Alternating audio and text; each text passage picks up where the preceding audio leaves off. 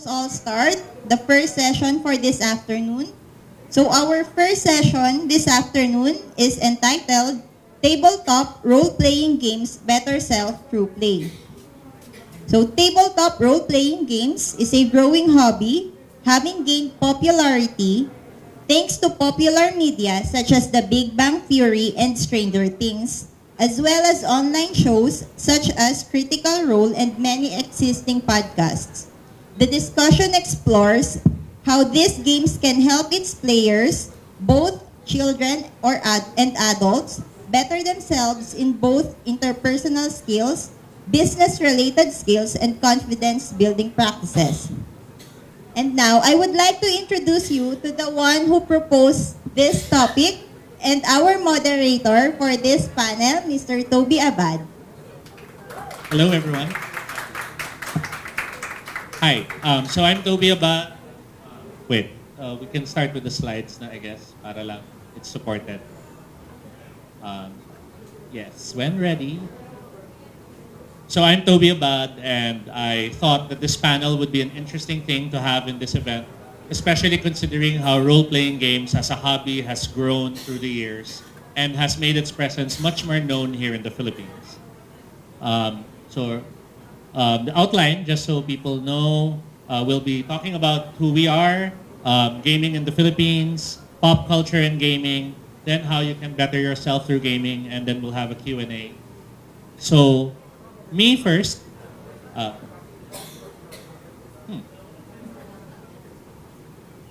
Okay, maybe I should stand up. Sorry. Okay lang nakatayo? Hindi naman pugot. Okay. So, I'm Tobie Abad. I've been in the mobile gaming industry for since 2010. I've been working on role-playing games since 2015. I've designed over 50 different types of games throughout the years, and I'm just very passionate about games, and I always am happy to find more people who share that passion.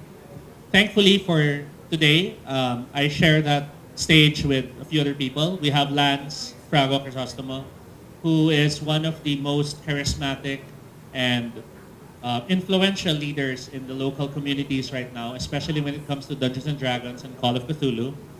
She is the creative force, one of the creative forces behind the Greasy Snitches, a group you'll learn more about in a few minutes. An organization that started way back in 2016 and has more than hundreds of members right now all over the country. We have Adrian Briones, who has successfully released a local role-playing game called Tadhana. He is the lead writer and game designer of Project Tadhana, and their team continue to create more stuff, including games beyond just role-playing games, such as board games and card games. And we have Adrian Martinez, who we all fondly call our great old one. He was one of the first people among us who has been in the hobby way back when it started in the early years, and we will touch on that in the panel as we discuss things. But by choosing these people, I felt it will be an opportunity for all of you to get a perspective of the timeline of how gaming has been present in the country and how it has evolved through the years, leading to communities and other things. So, gaming and the Philippines. Historically, we will have to go all the way back, and to do that, I will have Adrian take over. Okay. All right. Now, you might be wondering why I have the date 1913 back there. That person is H.G. Wells, and he's actually the great-grandfather of the hobby. He made a rule book that created the tabletop war game hobby.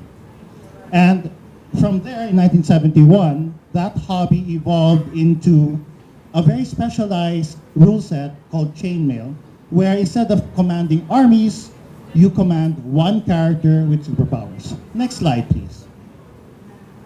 Okay, now in 1974, those rules where you control one character became publicized, became sold as a beginner set called Dungeons and Dragons. Next slide. Okay, in 1977, this was published and released in two forms, a basic set and an advanced set. And this circulated only within a small community but it began the hobby which we call role-playing games. And of course, the flagship game was Dungeons and Dragons. It still is. Move on to the next one, please. Okay, now, in the Philippines, the game arrived about 1976, about 2 years after it debuted. In 1984, three barcadas from the main schools, UP, Ateneo de La Salle, started playing the games on their own. They did not communicate because there was no internet back then. However, after graduation in 1986, they found each other and they formed the first citywide, the cross-city role-playing game group, which we called Saga. If you're wondering where they are now, they're in torpor. They're they're quiet, they're old. 1991 was important to the hobby because it shifted from a war game where your objective was to slay the bad guy and take his treasure into becoming a monster examining your own nature. So it became about from external power, it moved into internal examination, and that happened because of Vampire the Masquerade. 1991 is important because the rules of the game were influenced by Magic the Gathering, which is a spin-off. So the way rules were shown became more codified and easier to follow. Next slide, please. Okay, also in 1991, another group was formed in the city. This was called Aegis. And the idea here was to attract more gamers since the older group had gone to sleep. So this is the replacement group. At the same time, a website called The Forge began to form as a place where people could start talking. At this point, the internet had started to take hold. Next slide. In the year 2000, the game industry opened up to independent creators, and this was because of the open gaming license. This is a technical issue, but in ordinary terms, it means that instead of waiting for someone to make stuff for you, you can make your own stuff and sell it. And this is very important because it allows members of the hobby to become creative and to become productive. In 2001, The Forge, which used to be just simply a discussion group, became a full-based community that emphasized creative design. Next slide, please. Okay. Back home, we started having meetings for board games and for role-playing games. We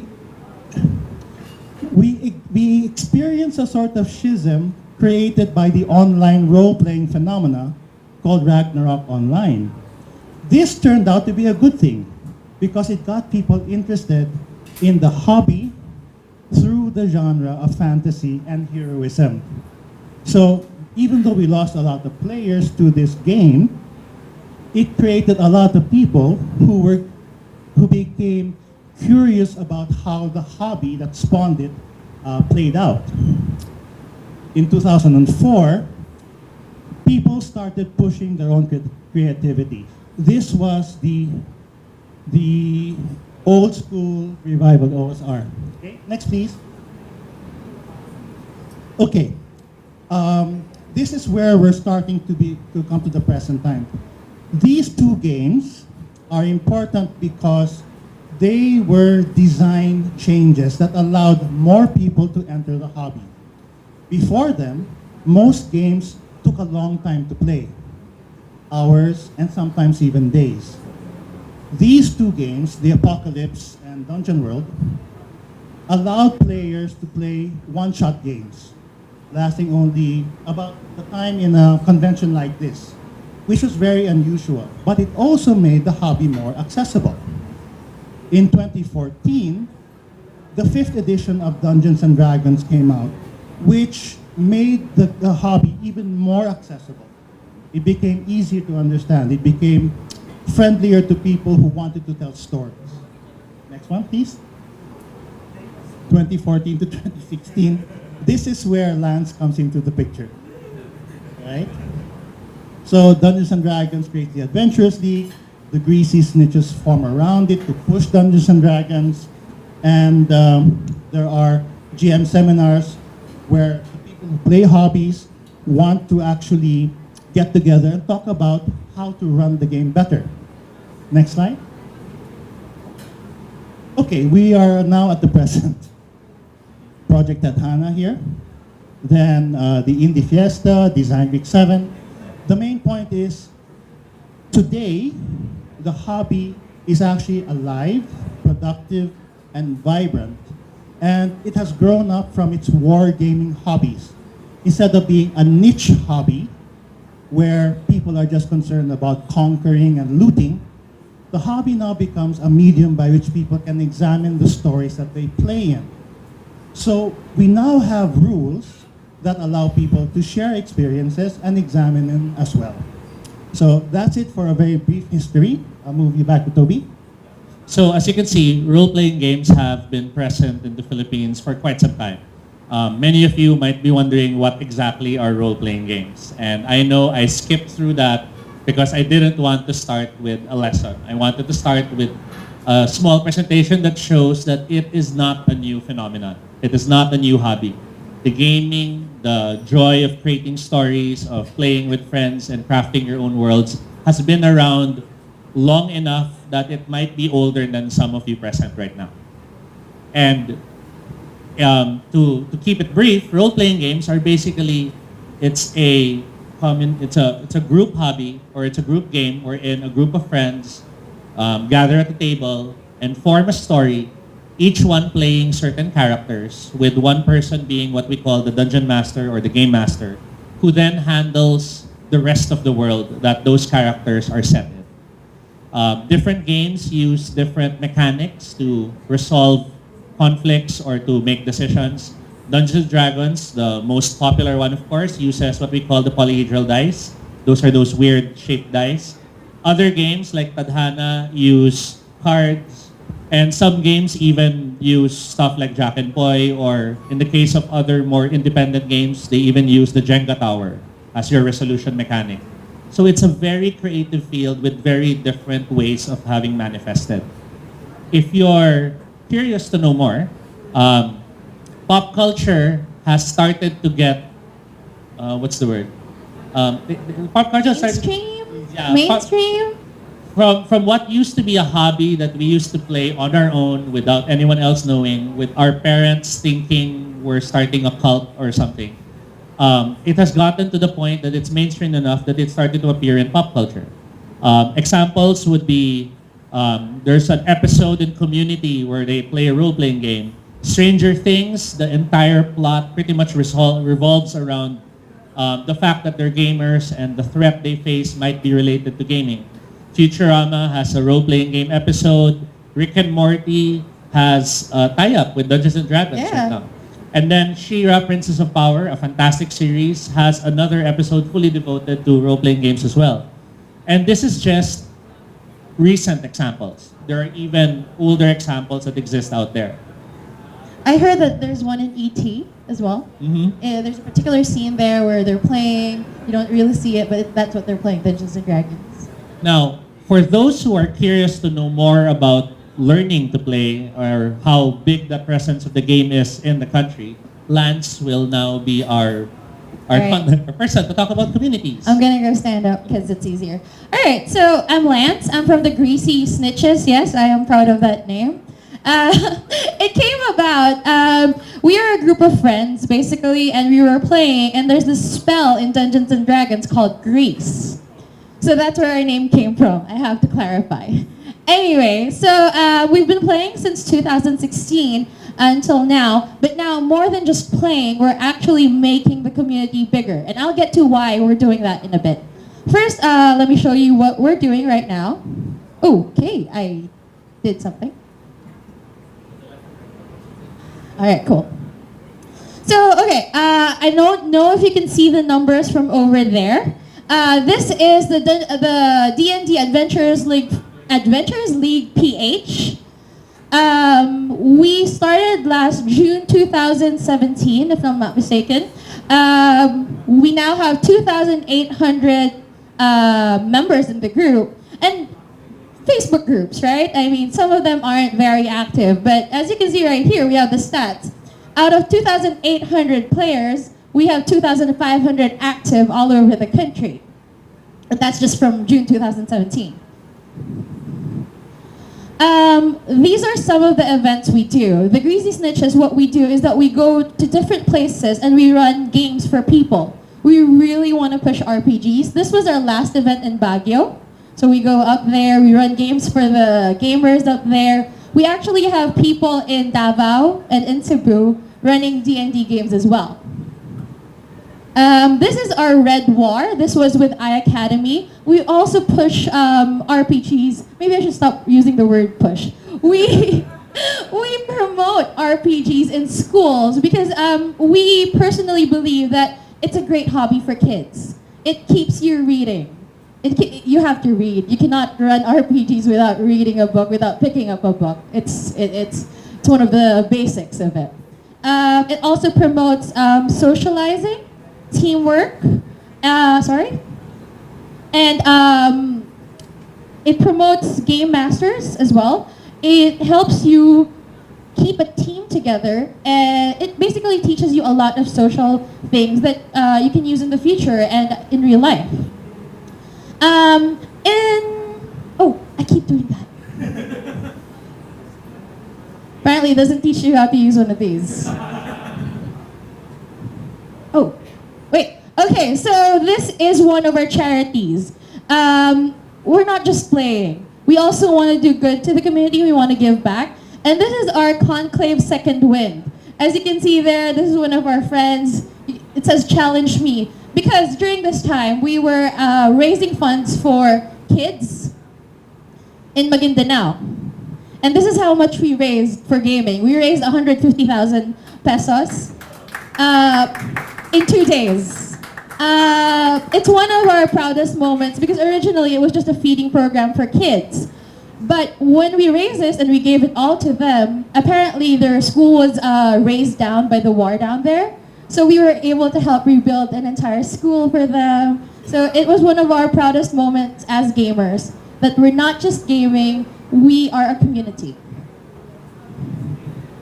Every Saturday, we actually have talks on how to be a player, how to be a game master, how can we benefit you. We have these completely free talks, and we invite everybody to come have breakfast with us, hang out, and talk about how role-playing games can help you live better, basically. These are our events. These are all not all, these are some of the events that we've done. The bigger poster, the one with the leaves, is a nationwide launch. We had Baguio, we had Davao, we had Cebu, we had Visayas, we had Pampanga, a lot of places here in Manila. So we launch D&D events here as well. These are our breakfast talks. And then, next week, we will be at Mind Museum running games, once again for free, to get you into the hobby.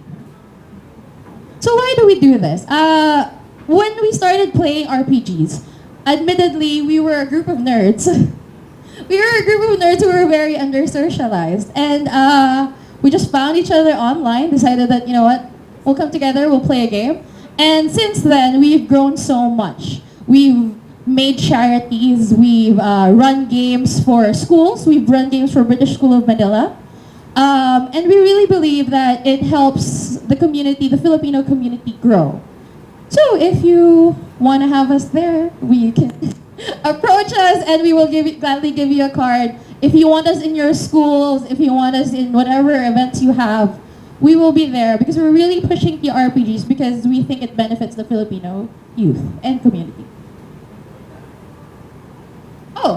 Well, these are our upcoming.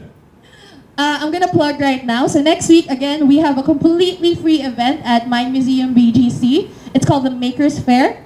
first day we'll be talking about D&D. Second day we will actually be running you through the game, so you can have an actual experience. You can bring your students there. You can bring your friends there. Bring your lola, tita, tito, whomever.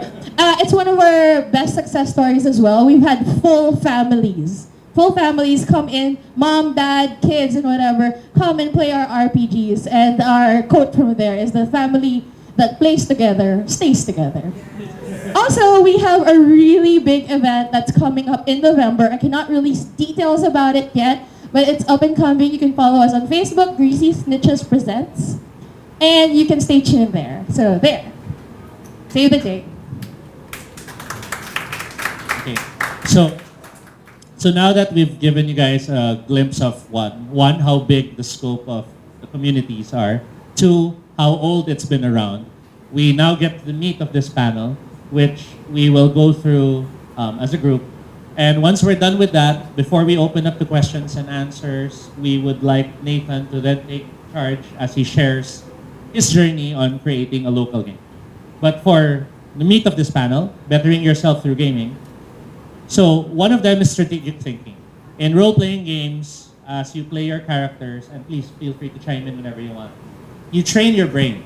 You train yourself to be ready for situations. You train yourself to face problems and find ways to identify the goals, map out options.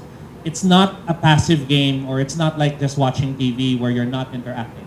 And you learn through fun. There's actually this one game called The End of the World, wherein you play as you are, and there's a zombie apocalypse. So this is the actual game. We're all here. We're all seated there. Suddenly, zombies are coming through the doors. What do you do? And all you have is what's on you right now. So it's funny, sure, we're all prepared for a zombie apocalypse, but then again, it also trains you, again, to be better prepared for situations.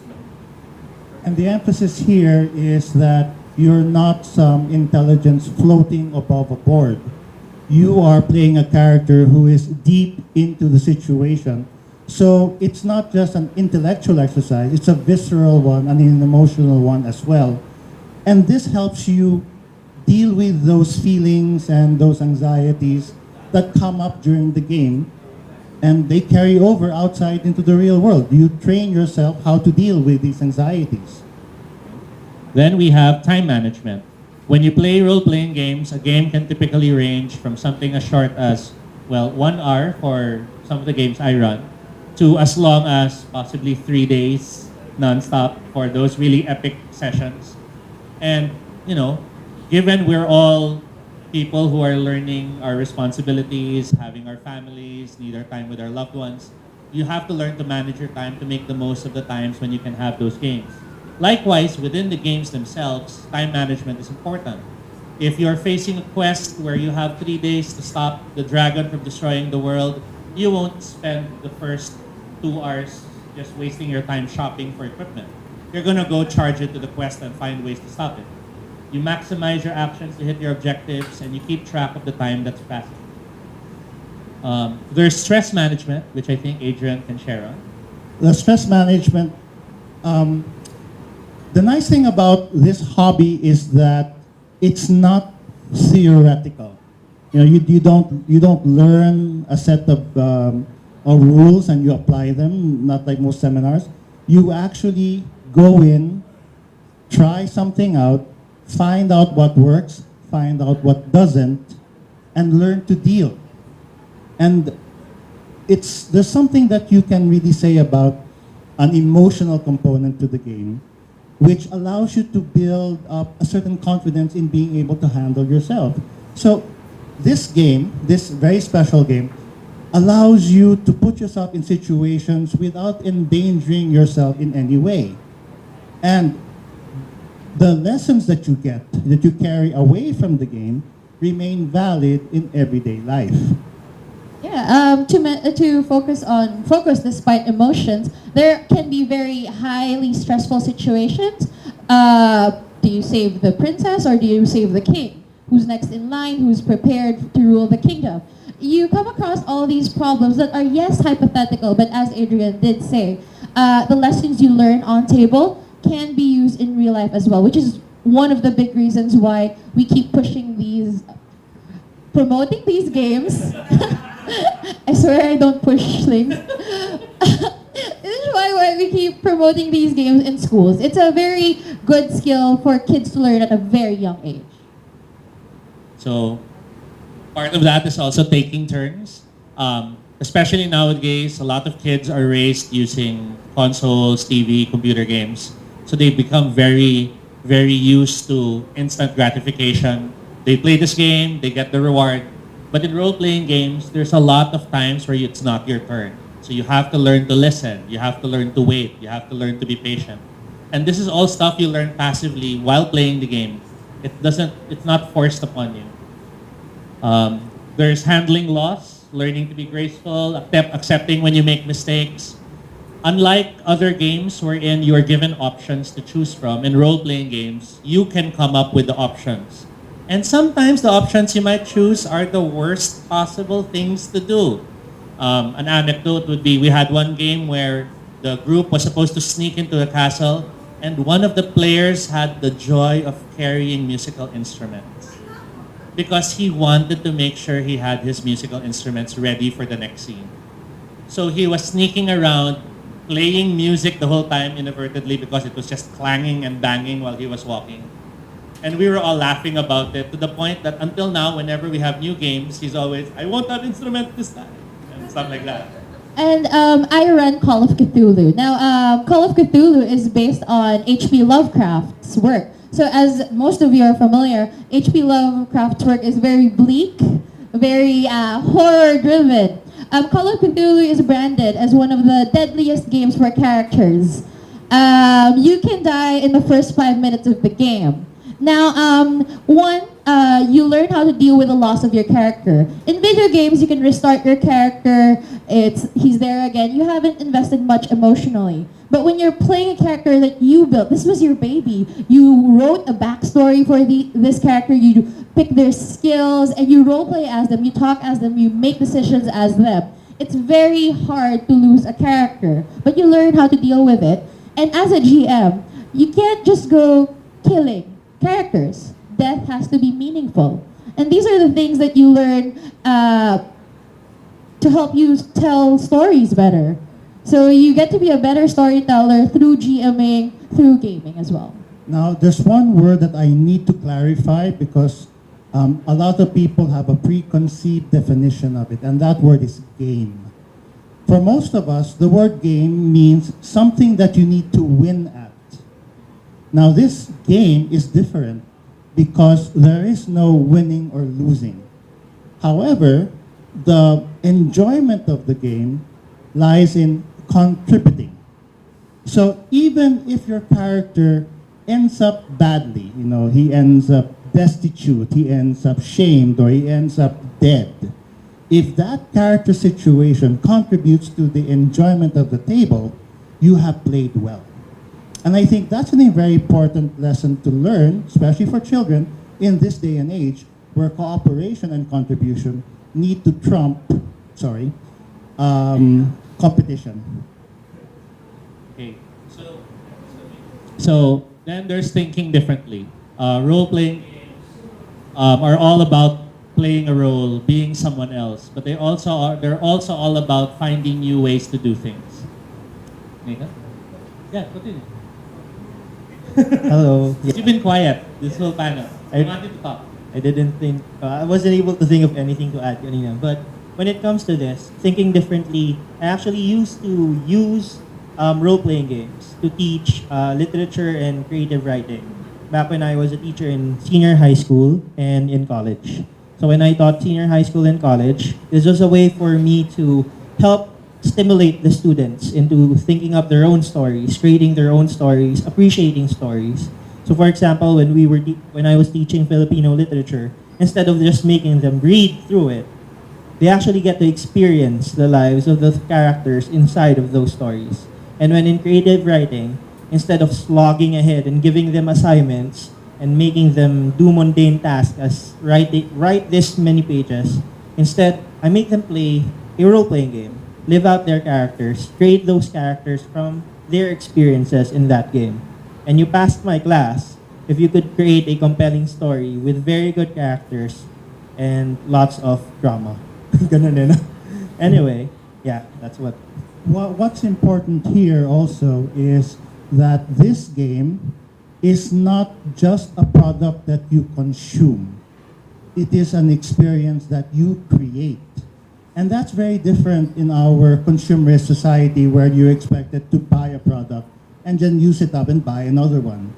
This game is your game. You write your stories. You don't have to wait for the next Marvel Cinematic Universe movie to come out to have fun. You can make your own story. And I think that's very empowering when you realize that all of us have inherited stories and you actually have permission to, one, examine them as stories, two, look at them from afar, objectively, and three, write the story that you want to live, if only within the gaming table. Continuing, there, interacting with others. Although I will say there are role-playing games that can be played alone. I would like to make the distinction from computer role-playing games. Many of you probably are familiar with computer role-playing games, whether it's Final Fantasy or some even say Mobile Legends and the like, which I don't agree to be role-playing games, but do have role-playing game elements. Tabletop role-playing games has interaction. To the very least, in a traditional sense, you have the player and the game master. The player will dictate their actions, will state what they want to achieve. The game master will then respond with how or what the player must do to achieve those things, whether it's to succeed in a role, to describe a plan of action, or to role-play how the interaction will be done. And it's through this exchange of back and forth, this conversation, that the story and the game is played. So, in role-playing games, especially for children who are playing it, or in what I've experienced, gamers who might not be confident with their English, for example, you find yourself in a safe space where you can practice. It's like having mock conversations, but since it's a fictional topic, it's easier to make mistakes. You don't feel like you're being tested. So you can talk about the quest and you can mispronounce things and people will just keep going because it's part of the game. Whereas if it was an actual learning process, you're very nervous. How do you pronounce this word? Exhibitors, diba? And there's that stress and all that. So role-playing games becomes this channel where you can just practice and talk. On that topic of gaining confidence, playing a character gives you this sort of mask to put on, and you roleplay that character, and it easily breaks down, it breaks the ice, basically. When you're role-playing a character, you want to contribute to the game. It's not you're playing. That's why it's easier for the players to role-play and soon enough gain confidence in their own abilities to talk publicly, to voice out their ideas publicly, to try new things, basically. So that's one of the things that you learn as well. So then there's going beyond winning. Learning, as Adrian earlier mentioned, role-playing games are different from normal games because there isn't a winner and loser. It's really all about crafting the story together. And these games help instill that to those who play it. They understand that the journey is more often not the reward. Learning from one's mistakes as one goes along, the experiences that you go through are part of what makes the game fun. The interesting thing about this hobby is that it takes so much time. 1 hour is short, right? But it can be done. I will not attest to satisfaction level, but it can be done. Compare that to the movies that we watch. You know, the last blockbuster was Avengers Endgame. That was about 3 hours long. And I will admit it was hard to sit through because it was 3 hours. But with this game, hours can pass just like that. You won't notice. You will ask for more afterwards. And that's because everything about you is engaged. And it's not just, again, not about winning or losing. It's being engaged. And I think that's one experience that rarely happens nowadays. My longest experience was 16 hours. It was Dungeons and Dragons. It was 16 hours. It can take a while. It can take a long time. I've had friends play it for days. They'd sleep over at one place and play for days. To add to that, it is learning from your mistakes. You look through your skills. You look through your character sheets, which are, by the way, available over there. Wow. You look through your skills, your character sheet, and you think about it at night. I could have done this better. This is what I could have done better. And it trains your brain to optimize the skills that you have. Not just on paper, but the skills you have as a person as well. What could I have done better? I think if I did this, I could have made myself more efficient. So it's one of the things that you learn in RPGs. And then there's learning to organize. It's one of the less noticed but ever-present skills that every gamer learns. As Lanz showed, there are what we call character sheets. And a character sheet is basically all the information regarding your character. How strong they are, what skills they know, how healthy they are. Sometimes it includes small anecdotes, events that you went through that you want to keep track of and the like. All of that piles up with each and every game session. So you can imagine, if you're playing this game once a week for the last 2 years, that's how many updates to a document have to be stored in that single document. So you learn to actually optimize space. You learn to start to use certain abbreviations, or you learn to start making versions of your documents so you can keep track. And the fun thing about it is you're learning all this, but still enjoying the game. You know, some people take classes on how to organize data into structures and the like, but role-playing games actually offers you that opportunity while you're playing. The one thing about organizing is that you come up with your own system. It's the system that works for you, not some system that you buy off from some management consultant or guru. It's your system that works for you. And I think that builds up a lot of confidence in your ability to manage your life. Because if you can come up with something that's yours, then you don't need to you don't need to depend on something external to you.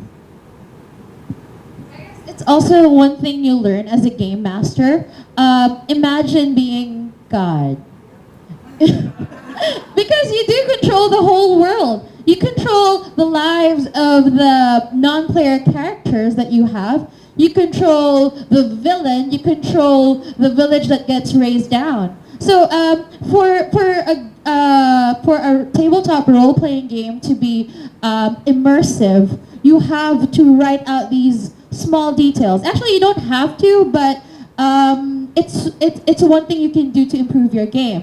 And when you learn how to do these things, when you learn how to use the Excel sheets to track, oh, apparently this non-player character is already dead, I can't bring him out and help the characters, you learn how to be more organized. And aside from that, you also learn how to wing it. The player's best skill is derailing things. They will always go off tangent. They will always do something different than what you expect. I've been running games for only 2 years. My companions here have been running games for more years than I have. But I think I speak for everybody when I say that they will always go off tangent. So when they do that, you have to adapt and be organized as well. Okay, so they didn't open door A. What was supposed to happen? Can I still put it in? What am I going to do now? The game trains you. The game trains you how to wing it in an organized way. Okay. Yes, and on top of training you to organize, it can actually be a way in itself to organize something, especially if it's related to writing or creating your own worlds, which I'll be discussing later. For one example, Game of Thrones. Has anyone watched it? Yes, George R.R. Martin is an avid D&D player. Not only that, you guys know Vin Diesel? Yes, he also plays D&D, and one of his movies is actually based off of his D&D character. Yeah. But yeah, in terms of creative writing, organizing your thoughts and your stories can actually come in the form of games. For example, as a cheat sheet, back when I created the story for Tadhana, the way that the world developed was when by playing it with other players. And the way I introduced the lore and the stories during those playtests, that was the backbone that I used in order to create the book. So organizing in itself isn't just a skill that you can see or acquire while playing role-playing games. Role-playing games themselves can be your tool for organizing stuff. And then we have reading people. It's a very vital yet rarely practiced skill because we're very used as well to communicating through devices, communicating online and the like. So we take so much value in the words that were chosen that sometimes we fail to notice the nuances of things. And when it comes to face-to-face interactions, all the more is reading people important.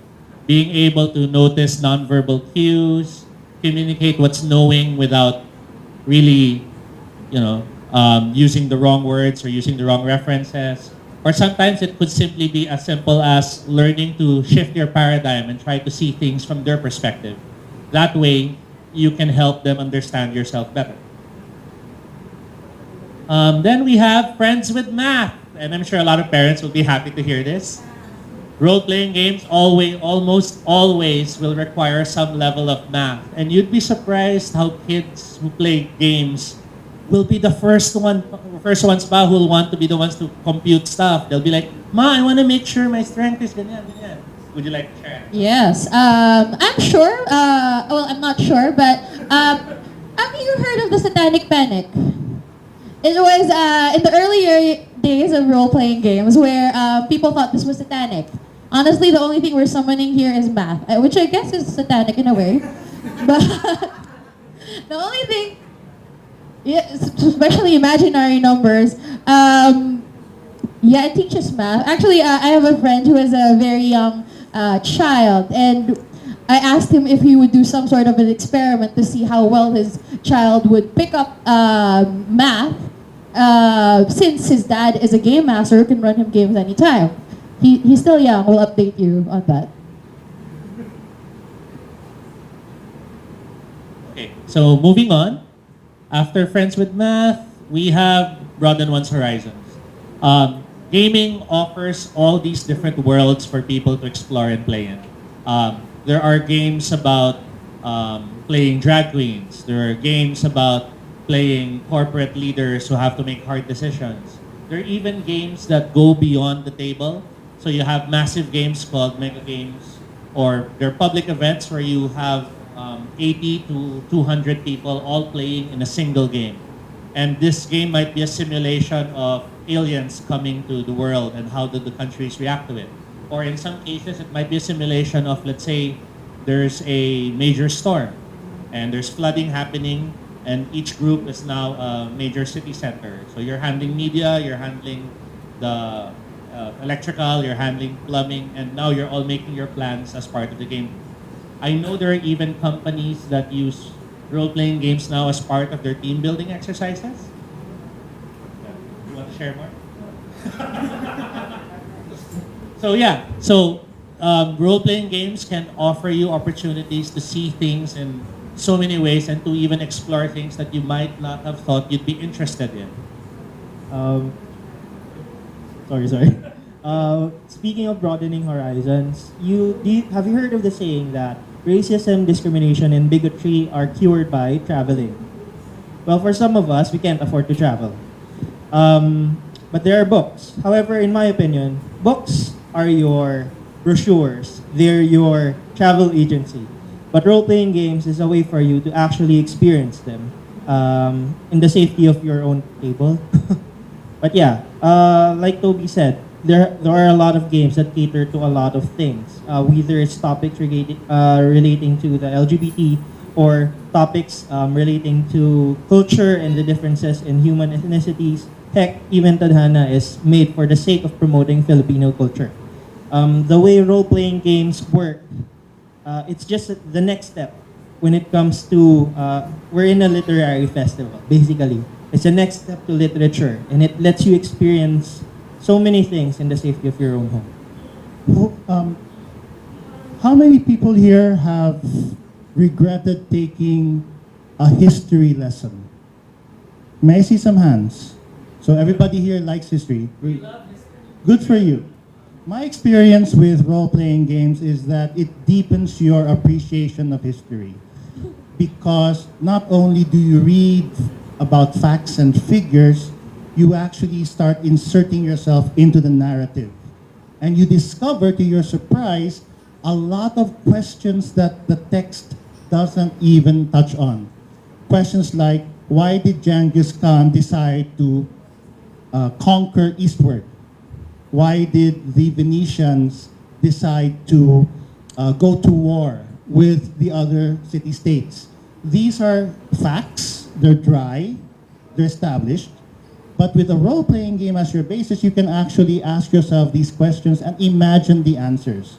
That way, when you read a textbook next time, you have these questions that you can use to interrogate the text. So it deepens your enjoyment of other things as well. I guess I can attest to this because I run a lot of Call of Cthulhu. It's the 1920s. So I have to keep researching what was in the 1920s and what was not in the 1920s. The biggest shock when you play Call of Cthulhu is when you split the party, which is not advisable. Let's say I split the party. You go to New York, Upper East Side. I'm in the Bronx. Okay, I discovered something. I call Tobie. Oh, wait. There's no phones in the 1920s. So it's something that you have to learn as well. So it really broadens your horizon. And I guess an anecdote I'd like to share. Me and my friends were playing that end of the world zombie apocalypse. One of my friends in the story got bitten on the hand. So we were like, okay, we have to amputate him so the infection doesn't spread. I've seen this in the movies. If we heat up a knife and cut him, it will cauterize. So I turned on the stove, I heated up the knife, until we finally realized that that wouldn't work. So you start, as a GM, you have to know that that doesn't work. That will never work. And the second thing, as a player, you learn that, oh, that doesn't work. So it's one of the funnier stories, but in many situations, there's so much to learn. Yeah. So, moving on. We have, of course, learning to find yourself. Role-playing games are always also very introspective in the way that they allow you to experience different characters through different comfort zones. But at the same time, even if you do play different roles, you start to learn more about yourself in an unexpected way. For example, you might choose to play a thief in one game, a warrior in another game, or maybe in a sci-fi game, you decide to play the doctor.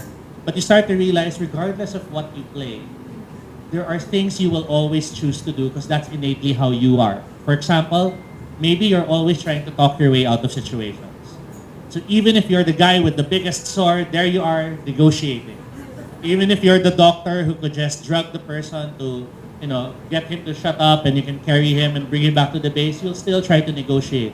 And these are little glimpses of self-introspection that gaming allows you to see. Some say it's almost like you have a informal shrink that's helping you study yourself while you're playing the game. It's not meant to replace medical necessity, of course, but it's a good way to study yourself and understand yourself better. If you always feel like you're gung-ho and charging into things, maybe it's because in real life you do that too. And maybe it's time to think, do you really want to do that? Because in the games, it always leads to trouble. So it's a good way to study yourself as well. The idea here is that you begin to identify feelings and emotions, and over the course of time, you begin to name them. And because you're able to name them, you're able to claim them so that you control them instead of them controlling you. And the best part is it's in a safe space where you can examine these things. The consequences don't affect you in the real world, but they have weight in the game. So you have a group of people who will help you and gladly listen to your stories and help you become more articulate, emotionally speaking.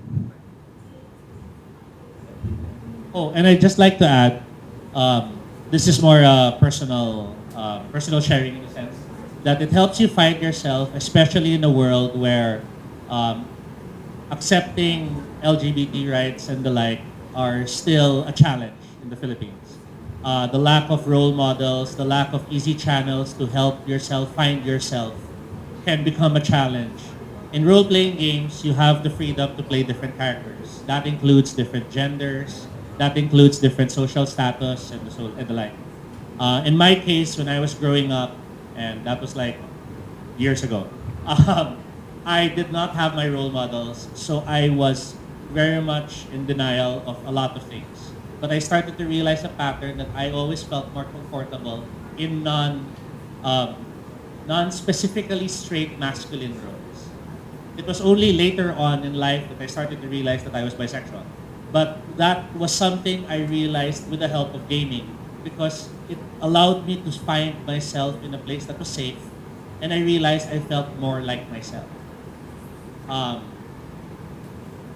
Drama aside, there were some mistakes I did growing up in trying to find myself, but gaming did help me understand myself better in ways that were not present at that time. And for those who might have instances where you don't know how to approach your kids about such topics, gaming could actually be a safe vehicle to approach it, because they might choose to play this role, and then you can now easily ask, so why do you enjoy playing that role? And they can open up and be honest about it without feeling like you're shotgun interrogating them. So, moving on, which is the last thing, is gaming is fun. And one of the best things about how fun it is it does not require devices, it does not require electricity. It will require light, but you still will have to be able to read. But there are so many opportunities to play. We have people who run games in coffee shops. There are people who run events in schools. There are people who run events at their own homes. But it is very widespread, and the opportunities are there to have fun. And getting things wrong is not a bad thing. Everyone is very open and welcoming for those who want to learn. And if you'll make mistakes, we will help you understand and make the game better. So, with that, we just like to add the caveat. There is also the world of board games, but sadly, that is not the topic of our panel today. We just want to remind everyone that, one, there are fun to be had in worlds beyond the joys of reading, and that is embodying the characters that you are reading about and finding ways to make your own stories. And two, we don't have to rely only on technology. We can share our culture, we can share our experiences through these games with the stories we create. Yes, Adrian? I would like to emphasize that 3, we can be the authors of our own entertainment. We don't have to depend on anybody else except ourselves. And in that last note of sharing culture, we will then move to Nathan's slides, which is all about the design process he went through in crafting a Filipino RPG, which is actually available internationally and currently here.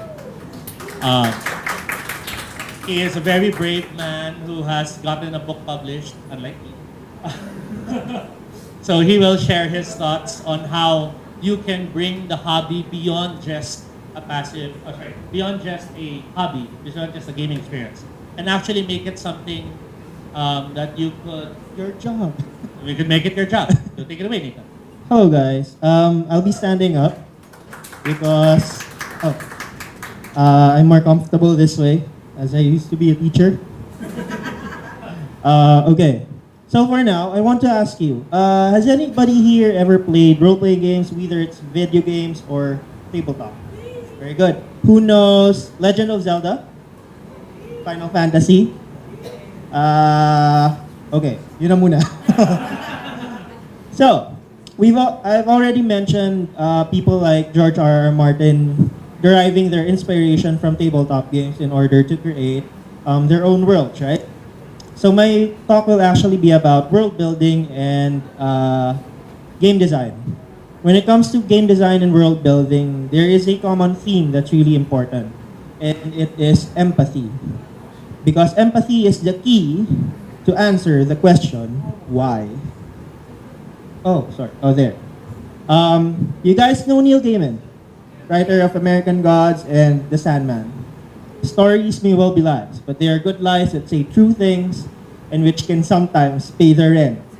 Guys, so, I still can't manage to pay my own rent using the games that we publish. Kasi the Philippines is still growing when it comes to the game industry, but we'll get there. But when it comes to telling truths by storytelling lies, that is a true sentiment. Basically, you guys have probably learned a lot of lessons and things when reading things such as No Limit Tangere, Shakespeare, etc. These are things that give you insight onto different worlds that you can't experience right now, either due to constraints of time or location. You can see the Art of Neil Gaiman here. It's currently presenting the Endless of the Sandman series. There's Dream, Destiny, Destruction, Delirium, Death, Desire, and Despair. And these Endless are the ones that represent the facets of reality. They are the ones who create reality itself. However, they also embody the most basic of our parang human feelings and emotions. And the way he got there was through empathy, through research and learning. Next slide, please. So we will be discussing world building, storytelling, and the truth behind lies. Whether you're writing a book or designing a game, empathy is the key to answer the question why. If you want to write a Game of Thrones grim dark storyline, why do you think George R.R. Martin arrived to the point na parang everything is a tragedy? Valar Morghulis, all men must die. Because during that time, during the medieval period, where Game of Thrones and all the other Arthurian fantasy series spawned or were inspired from, medieval times were bleak. They were filled with death, despair, and unfairness. You could say that these days we are filled with uncertainty and that we have our own share of problems, but at least you don't have to die from cholera or basic fevers or have your wife taken in to be sampled by the Lord muna before you can marry them. That is how bad things were back in the day. And empathy plays a role into putting yourself in the shoes of those people and then writing a good story. Next slide, please. And how does this play into game design? Jess Shell. How do you pronounce it, Tom? Shell. He's the writer of The Art of Game Design. You must actively try to become them, trying to see what they see, hear what they hear, and think what they think. Hollow Knight is an awesome game. It is a Metroidvania platformer. I will talk about how these things translate into tabletop games, but for now, let's bring you into the world of video games. They made Hollow Knight because they wanted you to feel Dark Souls plus Metroidvania. Feel the difficulty of handling these tasks over and over again. Something like Celeste, which is a game of introspection, letting you learn through facing the difficulties and the anxiety. And the only way you can create those games is by experiencing those yourself. We come to, next please.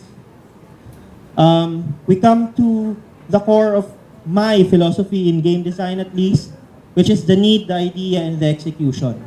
When it comes to writing, D&D was spawned from Tolkien. The elves, the drow, the dwarves, the halflings, or hobbits. No, sorry, they can't be called hobbits. They're halflings. Corporate stuff. But yeah, Lord of the Rings was there kasi Tolkien, in the classical sense, he was writing about the age of man, the rise of industrialism, and why it is bad for us, Kuno Abe. That was his need. That was his why. And from there, the idea spawned to create the story. And when D&D came about, their need was, we want to live in Tolkien's world. And so the idea was, let's make a game so that we can go there. And the execution was this. Coming forward, there are things that adapt D&D naman. Overlord, made by Kagune Maruyama, is a Japanese light novel / manga series. And it's a D&D game inspired MMORPG anime, which puts you in the shoes of a despotic, tyrannical, but idiotic villain. So, it provides you an experience. It lets you see and learn from the shoes of others. And at the same time, these things are what fuels the creation process. Whether you're writing stories, since we are in a literary festival, or you're making a game. Always start with the why. Next, please. Okay. Brenda Romero. She is a part of IGDA. And she is a activist that basically promotes what's the opposite of censorship? Yeah, freedom of expression, removing censorship, and celebrating sexuality. Games changes how we see topics. As mentioned before, it broadens our horizons. It changes our perceptions about those people in topics, and it changes ourselves. We change as people through games because we're involved and we're playing, and we're learning to do so. I mentioned Celeste a while ago. Celeste is a game that explores anxiety, depression, and loneliness. There are a lot of tabletop games that can be used to explore this as well. For now, my personal experience in my love of tabletop games, I actually found a very unrelated game when it comes to explore these topics within myself. I played Blades in the Dark, and it's a game that explores being part of a heist and ghosts and whatnot. But from there, I realized in real life na parang, okay, I don't have any social skills. And it's hard for me to basically try to get people to do what I want without having to resort to coercion or force inside the game. However, as things went by, as my awesome game master basically let me see the consequences of my actions as a player, all the things that I did in the game basically hurt the environment and the people around it. And in real life, I realized, yeah, I don't do those things in real life. But I also realized that I need to work on my social skills and stop my social anxiety so that I can get myself across without being potentially destructive. Please, next slide. So, in the process of game design and world building, we need empathy, having a cause, and then execution after imagination. If you guys have played Breath of the Wild, Zelda, sino may Switch dito? Wala, ay. Okay. Anyway, bahala. The Legend of Zelda, at its roots, was about exploration. Kasi what's his name? Not Link. Zelda, no, Link. Yeah. No, I mean the creator. The creator is, sorry, I am confused. There we go. His name is Shigeru Miyamoto. He created the Zelda series featuring Link as the protagonist, by the way. He made it kasi he wanted to show the people or make them experience exploring the world. Because back in the day, when he was a kid, there was no internet, there was no games. So what he did was, he entered real-life caves and explored them, almost got killed or lost or trapped in some of them, and then basically scared the shit out of his parents kasi lagi siyang nawawala. But as a kid, he grew, and the experience of wonder that he gained from that, he wanted to share in his game, which was, yun nga, The Legend of Zelda. And now we got that with the Breath of the Wild. In tabletop role-playing games, we experience that as well. Kasi you don't know the world that you're exploring. It's up to the GM, and sometimes even the GM doesn't know what they're doing. They haven't completed the world yet. And they're creating it as they go. And when it comes to that, you need to research. You need to look into other stories, cultures, to look for inspiration. And that's where execution after imagination goes. Next, please. When you create a world, whether for world building, for game, or creating your first game design, you must consider that after doing everything, thinking, having your empathic moment to determine the why, having your idea, you need to move on with the execution. Narlan Ellison, I have no mouth and I must scream. It's a dystopian story about the future. It's a horror story, in my opinion, it's a horror story about the downfall of man after World War and the effects of war and the AI on society. When exploring games or when exploring literature, when we create things, we need to consider what's the point of it all. That's the first step. When you go into this industry or into tabletop games as a hobby, or if you want to create your own sport, or if you want to create your own game, you first need to ask why. I have a question, an assignment for all of you guys. When you get home, why did Narlan Ellison write this? And why was the last words in his novel, I have no mouth and I must scream? When it comes to game design and tabletop games, these are tools that you can, tabletop role-playing games can be your tools to develop yourself, not only as a writer, not only as a game designer, although you could do that in order to, baka if you want to be a game designer in the future. But you can use it to improve in your own life, which is our topic. So yeah. Okay lang yan. Sige lang. So guys, I hope you like this discussion. We will now talk amongst ourselves and then answer your question. Yeah. So with that, we have gone through our slides. We will now be willing to open the floor for any questions. If anyone may have questions they might want to raise to any of us.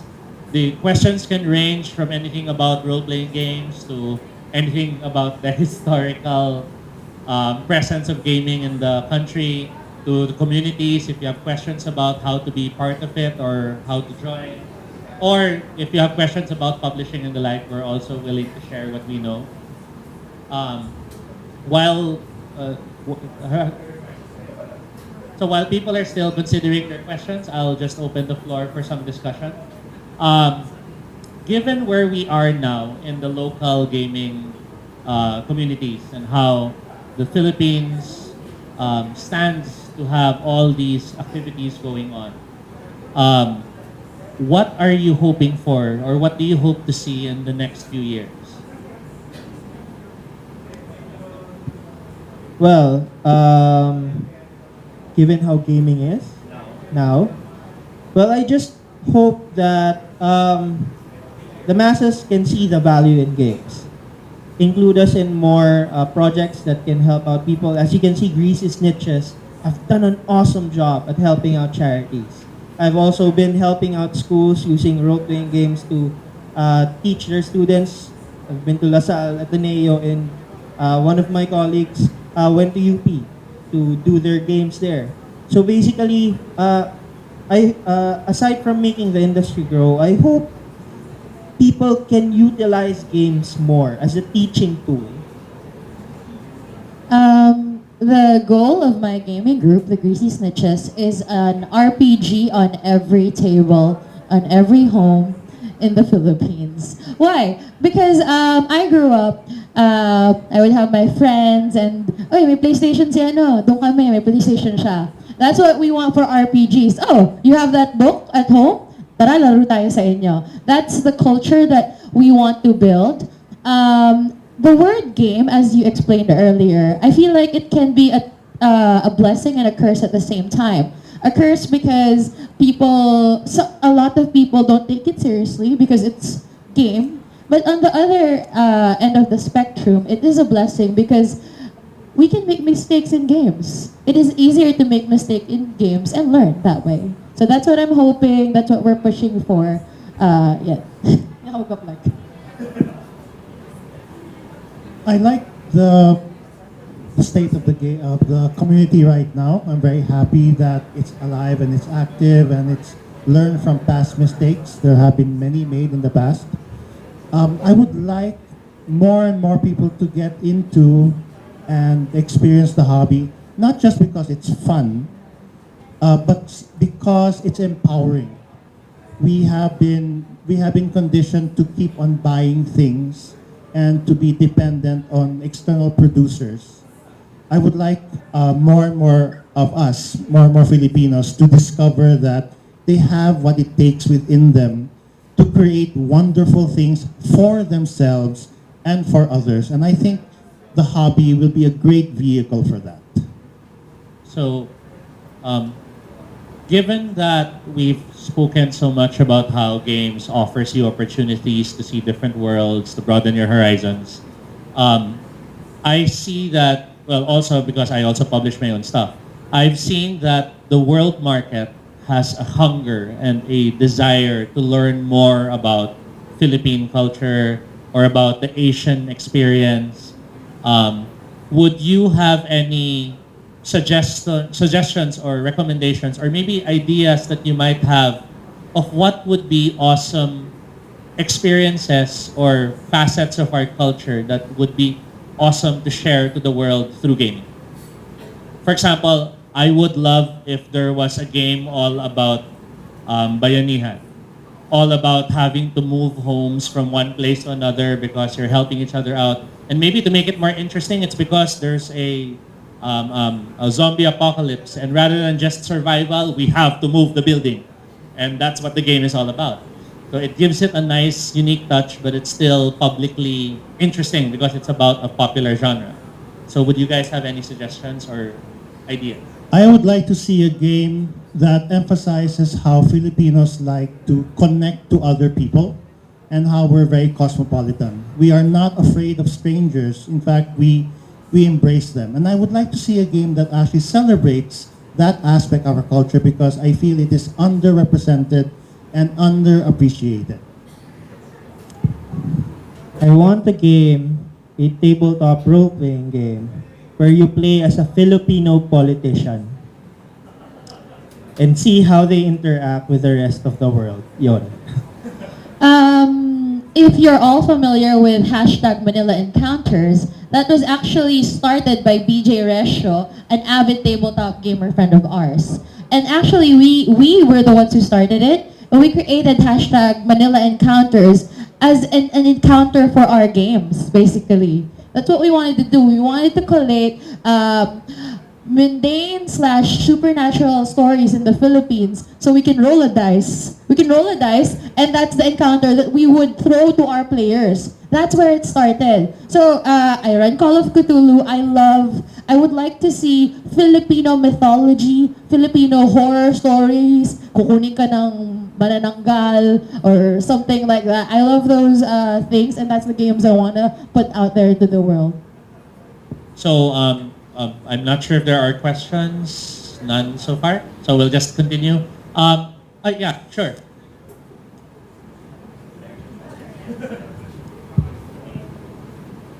To what extent do you think is accessibility to this hobby limited by things like class and like resources? Because earlier there was mention of like learning how to pronounce an English word, for example.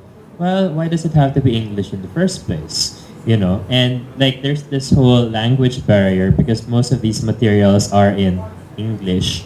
Like, and we're in the we're in the Philippine setting, and though the themes and the settings and the topics that are discussed, like with Tadhana, is like very close to our own culture. Not everyone speaks English.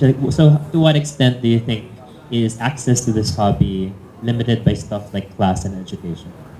Okay, accessibility when it comes to the hobby. Disclaimer, I play Tadhana games mostly speaking Filipino.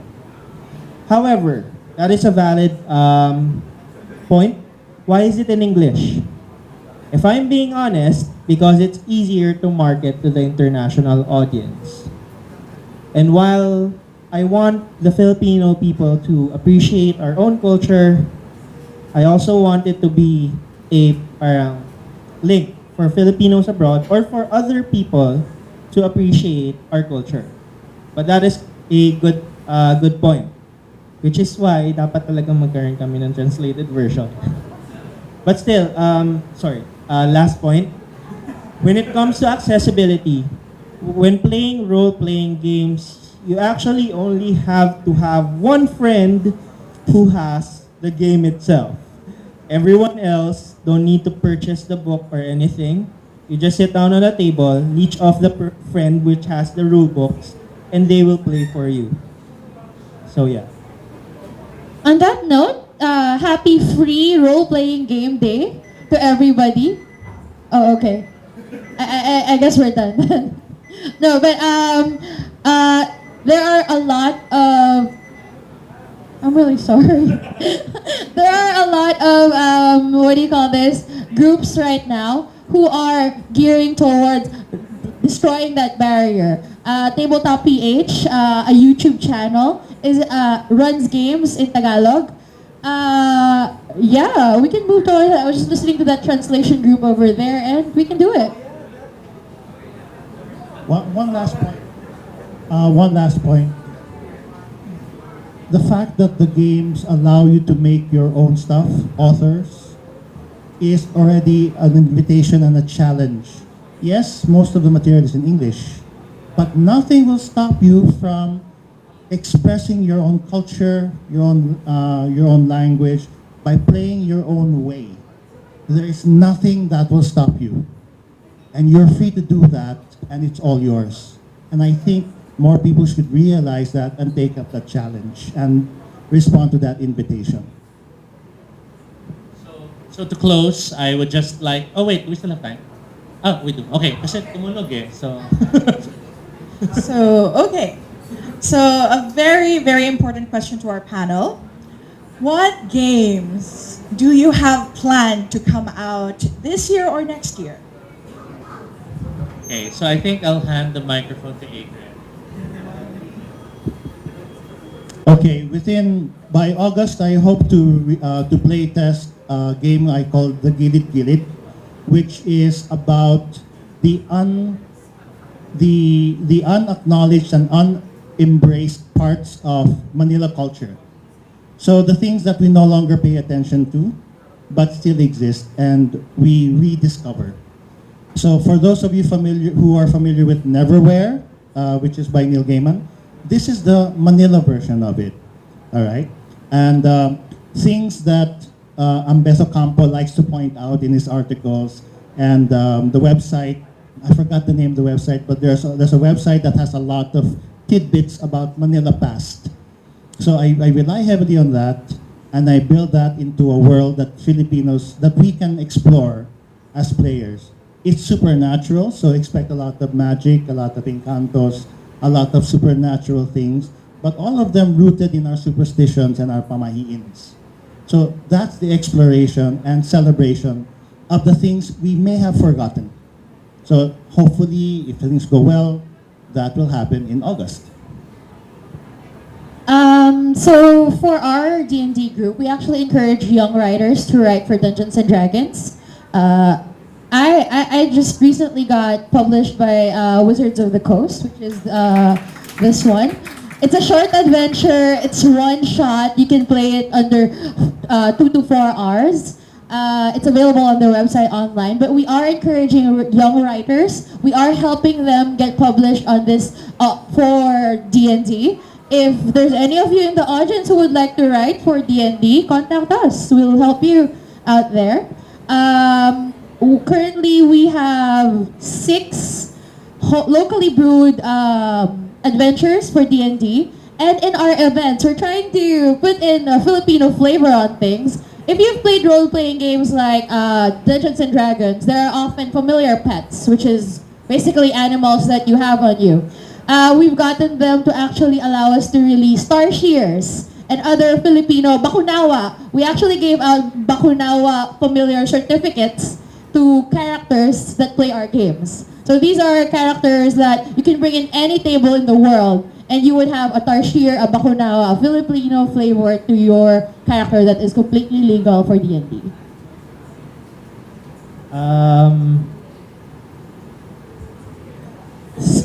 Well, Tadhana 2.0 is coming out this year. It's the 2nd edition of Tadhana. It will feature new lahi and new professions. Aside from that, hopefully Tayog gets published soon. It's not a tabletop role-playing game. It is actually an abstract strategy game. More details on that, just check our Facebook page. And finally, there's... Yun lang muna, Paul pa. So yeah, so with that, we'd like to thank you all for attending this panel. Thank you for listening. And I do hope you consider trying the games. Some of them will be available there, and they can run you a quick demo game if you're interested. Likewise, you can also get our calling card so you can join the scheduled events. Most of the events, if not all, are free, and you can try it without having to buy any books. So please, please try our games. Thank you. Okay, thank you Sir Tobie, Sir Nathan, Miss Lanz, and Sir Adrian for imparting us with your knowledge on how we can better ourselves in a fun way. So, for those po na nahihiyang magtanong or mas gusto nyo pang mas malaman pa yung tungkol sa tabletop, they have a booth at the back. So, you can visit it after this panel session since we will be having a 10-minute break. So, yun na po. Thank you.